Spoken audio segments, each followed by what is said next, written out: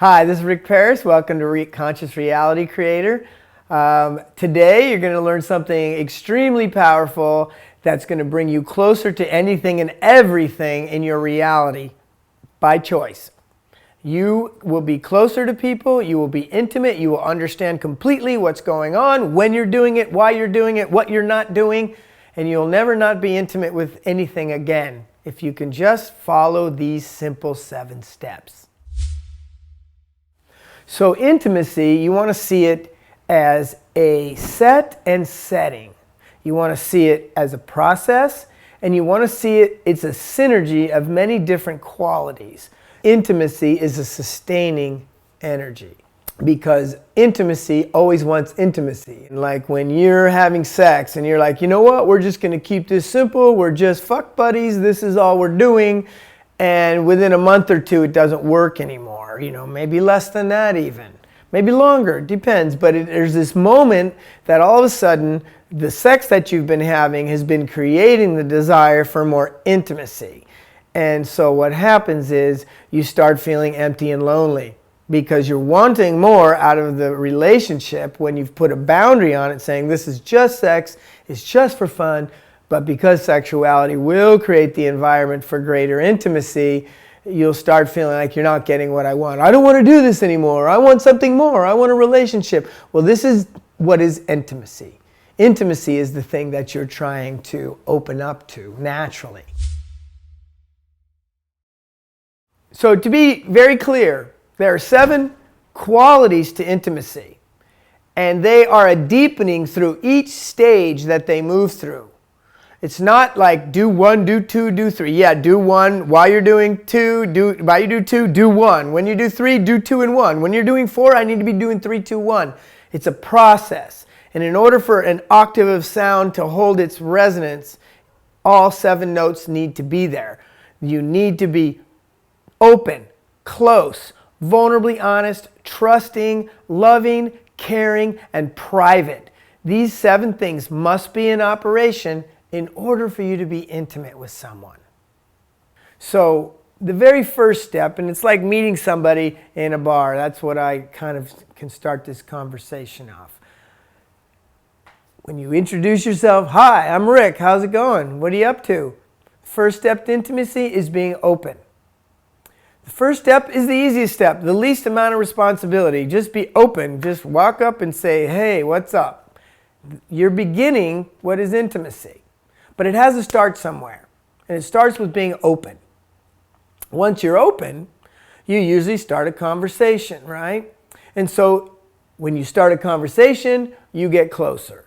The second position in intimacy is closeness. So I'm open and now I'm close. Now, in order for this situation to become more and more intimate, the next thing that has to happen is you have to be vulnerably honest. Honesty is the third position in an intimate relationship. So honesty is vulnerably honest. Like, okay, now I've told you my name, I know a little about you, and now I'm going to tell you, I'm really looking for a relationship, or I'm looking for this. You're going to start being honest. Because what happens in that honesty is once you lay down this position, even if you're just going to have sex, this is going to even make sex better. Talking to each other, because once I'm close, once I'm open, and once I'm vulnerably honest, I've created an environment now where if the person is reacting to me and what I'm saying favorably, you're going to start trusting and they're going to trust you. Because they're like, wow, this person's genuine. This person's just, wow, really open. I feel that, right? And that leads you into trust. If you're not vulnerably honest, there won't be a basis for trust. Because this is where the system would break down. If you'll notice that we're going through a system, 1 through 7. The 4th position is in the bottom of the bowl. It's the most determined. And at that position, the intimacy lifts. So you have to condense the energy down into trust, and then out of trust, you lift into more. So once you're vulnerably honest, you're going to have to trust them, right? Part of being honest is Firstly, trusting yourself that I can actually say what I want. I could actually verbalize what it is I'm looking for, what I want, to be honest with the person. Not like when you really want a relationship, but hey, they look pretty hot and whatever, I don't care. I start getting onto something else. I'm not really living by my values.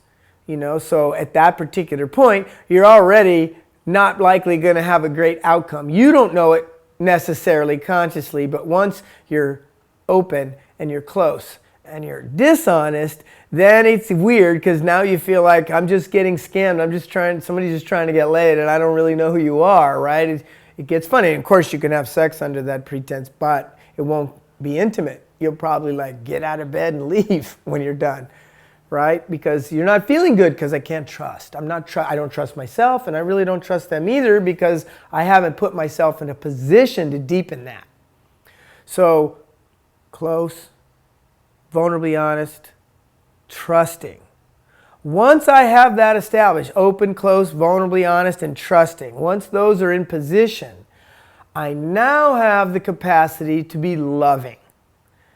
Because the adolescent falls in love. The adult chooses love. And once I understand this process, I know if I've gone through those 4 steps and I can get to this position of love, I am in the best possible scenario to be loving. And to be loved. Because once I start loving, the 6th position that you move into is caring. Because in order to care for somebody, I have to understand all these things about them. You just can't really care for something you don't know. You get exotic pet, you feed them dog food. I get a snake and I'm trying to feed the snake something that it's not eating. I don't know how to care for this animal. But once you've been open, once you've been close, once you've been honest, once you've been trustworthy, once you're being loving, at that point, I know how to care for this person. I know what they need, and I know where my boundaries are and how I can deliver that to them as a loving gesture. Now, the next position, the 7th position, to make sure intimacy is happening, again, all these 7 plates have to be spinning, is privacy. The 2 places where this always breaks down for people is in trust. In the bottom, the most determined position is trust. If that's not in place, you're never going to be able to have intimacy. But you can also understand, if I'm not trusting, it's because I won't be vulnerably honest. Because if I'm not vulnerably honest, I think everybody's holding back, and I'm not going to create that somebody's honest with me. Because I'm not really willing to be honest. So you're only going to create the environment with the level that you're playing at. That's why it's vulnerably honest. To go somewhere that's scary. Because I'm feeling it. I'm feeling it. And I've said this on a video before, that with my wife, I told her the first day I was in love with her. Because I already knew what I was doing. I knew what intimacy was, and I knew I wanted to build it with her, and I just began from the get-go. And we're married with a beautiful baby. It's amazing. It's very important to understand privacy is in some ways where openness is the least amount of responsibility and the most freedom. Being open is free and not a lot of responsibility there, right? But privacy requires an enormous amount of responsibility. You can't go speaking. You are creating an environment between you and another. You can't go talking about that because somebody's going to be opening their deepest self to you. And if you share that with other people without the permission of them or without their knowing about it, you are really abandoning them. You're setting it up for a betrayal. So when that happens, boom, you dump the bowl out. The resonance of intimacy will cease to exist. For instance, let's say you have an argument with your significant other and you go to work. You fight in the morning and you go to work. And so all day you're thinking about it and you may or may not talk to somebody, but inevitably lots of times somebody speaks to somebody. So the next time you have the conversation, you come back home from work and you're ready to get back into this thing that you started in the morning, and the other person has a whole new perspective. They have a whole new position and they're a little standoffish and they seem to tell you exactly what they want now, and it seems strange and you don't feel connected, because what's happened is you both left it somewhere and another person went and shared with somebody else, shared the experience. So they come back with they got farther in their process without you, and you come back and you feel literally a big distance between you and the other person. Right? So privacy is something, at least for me, it's very obvious when I'm in a conversation, when all of a sudden I'm walking a thin line, that I may be giving too much away right now. If you start feeling that, you got to recognize what's happening is I'm about to dump the intimacy out on the ground. And so trust and privacy are the two hardest, because a lot of people open, close, I can be honest enough, and trust maybe, right? These are all things that you're actually going to want to keep deepening, because the more that you're in a relationship, you're going to want to be more open. You're going to be closer. You're going to want to be more honest. You're going to want to be more trustworthy. You're going to be more loving, right? So these things sustain a relationship. Intimacy is very important in conscious reality creating, because as I've stated before, everything in physical reality is an illusion and is part of the unconscious mind.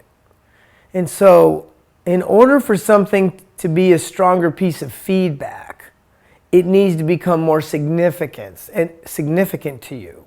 The more significant it is, the stronger the piece of feedback is. And so intimacy is the way to create a strong connection for the feedback that you're looking for, to see how am I internally doing with reality, because reality is the end of an equation. And so if you don't set the equation up right, the end result, it doesn't really work out. So intimacy is a way to create the dynamic that ensures you a positive reflection. Maybe not like positive, but positive in the way that this reflection is coming out of the best part of myself.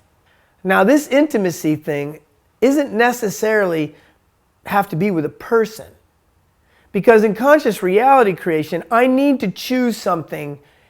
So out of all my unconscious mind that's laid out before me, by my choice of intimacy, that thing takes precedence in significance over all else. And that's why sometimes we call it, I have a significant other.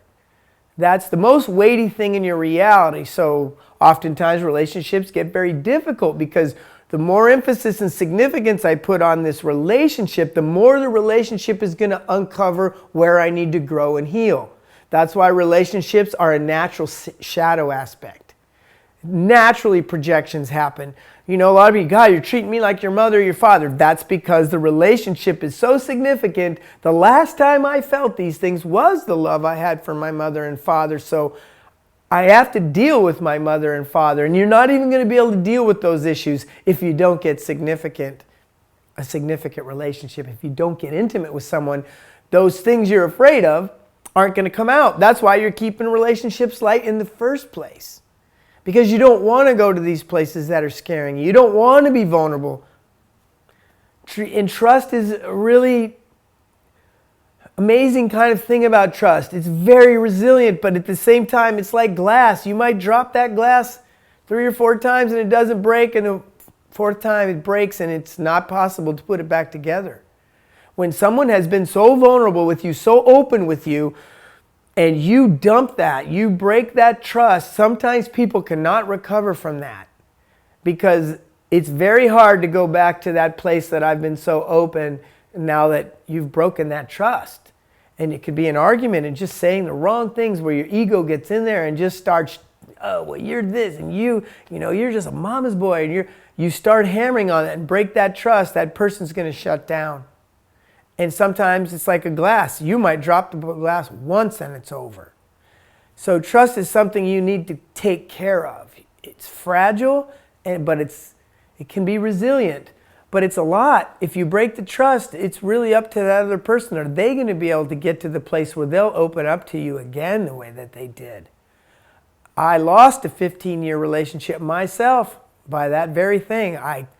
I couldn't resolve. I knew there was a place I just couldn't go again. And I never did fix that. That ended in a divorce. So it's something you have to pay attention to. But you can have intimacy with a business. You can apply all these things to a business. You can apply all these things to your pet.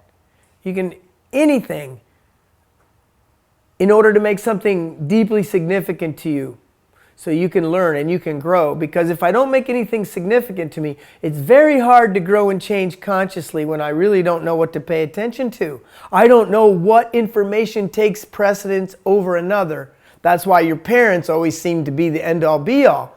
Yeah, well, my mom doesn't like my boyfriend. That just ruins the whole thing because I'm giving my authority to her and I can't be intimate when I'm really more intimate with my mother than I can be with the one I choose. So intimacy is a very powerful thing to understand. It's a very powerful thing to do in your life. And it is an imperative on the spiritual path. It is an imperative to be a conscious reality creator that you understand what intimacy is and understand how to utilize it.